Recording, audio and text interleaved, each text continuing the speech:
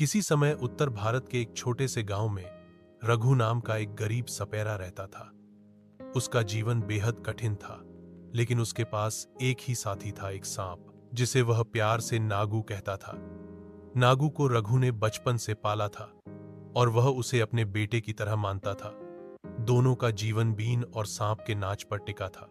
रघु हर दिन नागू को लेकर गांव गांव घूमता, बीन बजाता और लोग कुछ पैसे या अनाज दे देते।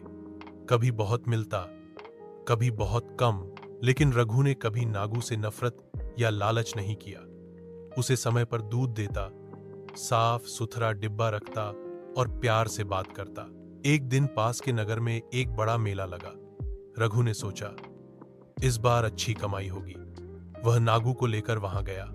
मेले में बीन बजाई और नागू लहराकर नाचने लगा। लोगों की भीड़ जुट गई। तभी एक अमीर व्यापारी आया और बोला, मैं इस सांप को खरीदना चाहता हूं। जो दाम मांगोगे दूंगा। व्यापारी ने सोने की थैली सामने रख दी। रघु का मन डगमगाया। इतने पैसों से वह अपनी बीमार पत्नी का इलाज करा सकता था, नया घर बना सकता था। पर तभी नागू ने नाचना बंद किया और रघु की आंखों में देखकर जैसे पूछ रहा हो, क्या तू मुझे बेच देगा? रघु की आंखें भर आईं।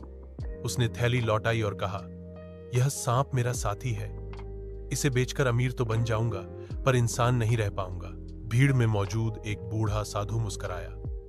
उसने रघु को एक चमकती मणि दी और कहा, तेरा प्रेम सच्चा है। यह मणि तुझे कभी भूखा नहीं रहने देगी। उस दिन के बाद रघु का जीवन बदल गया। धीरे धीरे उसके घर में सुख सुविधाएं आने लगी। पत्नी स्वस्थ हुई और वह गांव के बच्चों को सांपों के बारे में सिखाने लगा। नागू अब उसका साथी नहीं, उसका गौरव बन चुका था।